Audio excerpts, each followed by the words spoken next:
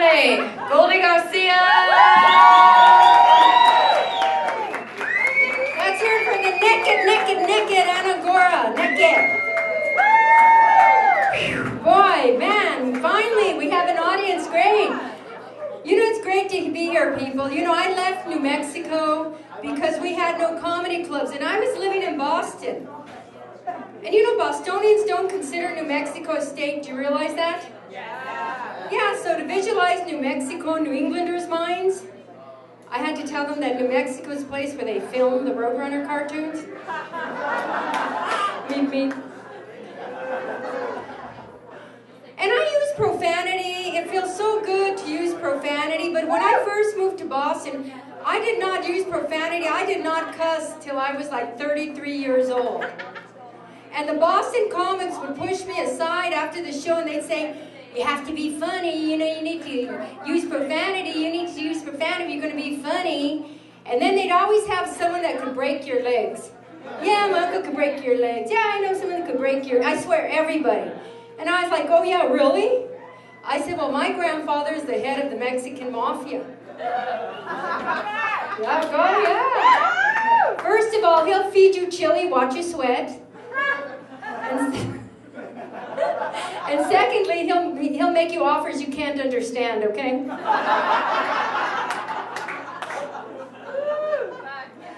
And I'm proud to say I'm an educated woman. You know, I have a diploma from Harvard University. Can you believe this? You're talking to a South Broadway girl. You know South Broadway, right? Yeah, the Espanola of Albuquerque. Yeah, I have a diploma from Harvard University hanging on my wall. I swiped it off my gynecologist wall. With my feet.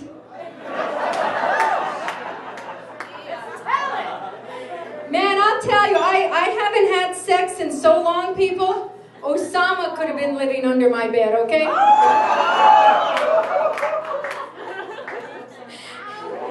I guess that's why they call me a hot tamale.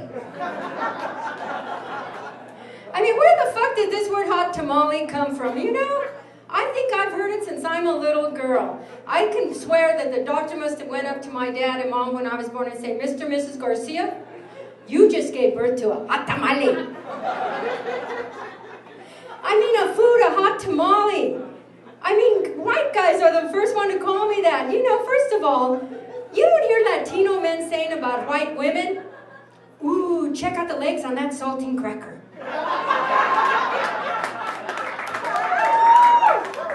I'd like to have that with a slice of cheese.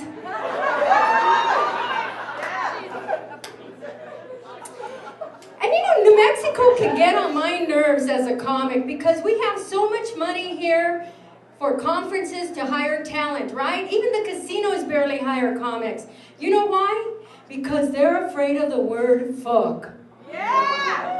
You know, the word fuck to them is a verb, okay? It's not an adjective like it is in other places. If you say, check out those fucking cholos, they see two cholos fucking, okay?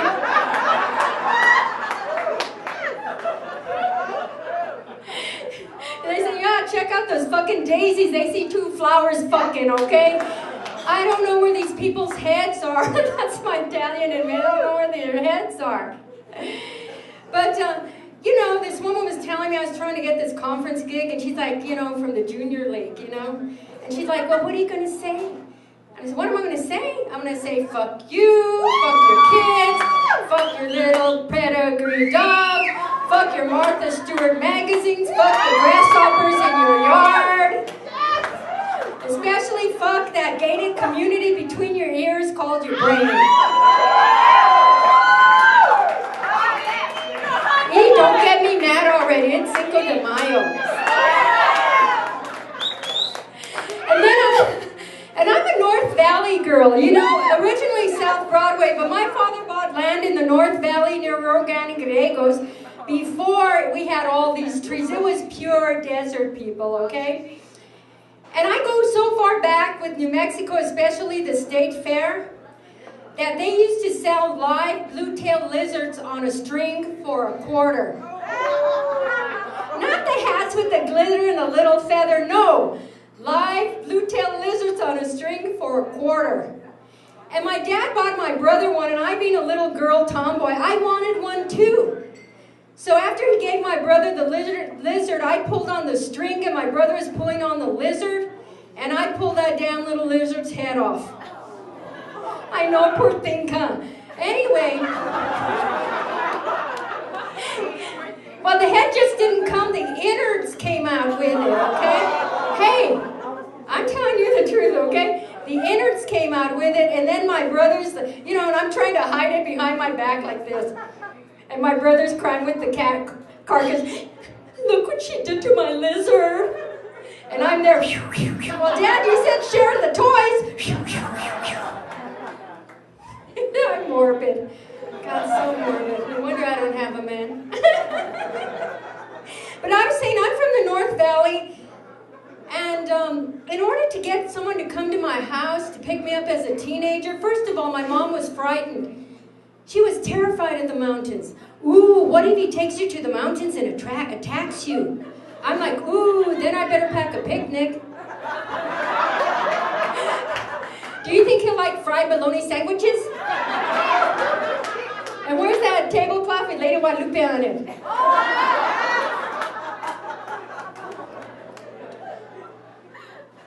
And you know, I'd come home from Cambridge, and my dad had this property, all this property, like from Lady Guadalupe Church to the ditch. Everything's to the ditch out there. If a guy was picking me up for a date, you make a right on Rio Grande, you pass the ditch. You pass the sheep, then the ditch.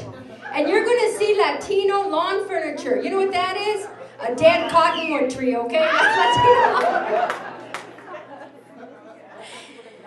Oh, jeez. So anyway, my dad had all this land, and again, you know the Latinos, they all give it away because they need the money. So they have this area called Tres Piñons, which is fake $200,000 homes, not real adobe, right? And these poor people, the real estate person should really disclose everything. Like, yeah, the ceiling leaks and you live next to Hispanics, okay? So these poor people move here from the East Coast or wherever the hell they're from, and they realize they live next to us, Hispanics, Mexicans, so they put 2 more feet of adobe on their walls, right?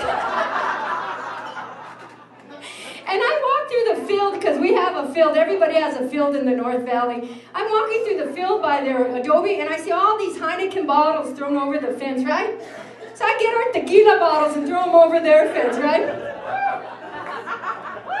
And then it's a tri-level home my father built out there. I mean, people thought we were rich just because we had a tree in our yard. But, okay, I went off filter with that, okay? Fuck me, excuse me, okay? I just threw it out there, all right? Don't persecute me. But anyway, we had a tri-level home, and I'd go up there, and I'd turn that Mexican carnival music on all the way, so everybody in the North Valley could hear, especially those people that put 2 more feet of adobe on their wall. I'd be like, ay, ay, ay, ay, ay! Every day Cinco de Mayo at the Garcia's house, huh? Now I live in the Southeast Heights. I have an investment there. I got a good price on a little 4-plex. And we get a lot of Mexicans in the area, and I wasn't raised speaking Spanish because the nuns dissuaded us in Catholic school. But I have one sentence I can speak clearly in Spanish as a landlady. ¿Dónde está la renta este mes? Where is the rent this month? And the Mexicans are always first to pay. You know, the Americans want to pay you with food stamps, all right? And the Mexicans pay you with cash, right? So in order to have a date pick me up for a house, this is how it works in the Southeast Heights. First of all, right at the corner of Zuni and San Mateo, follow the carnival music, okay? Head south, okay? Make a left onto Catherine, you'll see the Dairy Queen. You'll see the crack addict. Past the crack addict, you got 2 hookers, one in a pink skirt, one in a brown skirt. Make a right at the one in the brown skirt, all right? Head down toward the burning dumpster. There's always a burning dumpster, and I'll tell you why in a minute. And you'll see a guy on the ground with a knife in his back, all right? There's another person with about 30 knives in her back, and that's me. Thank you. I live right across the street.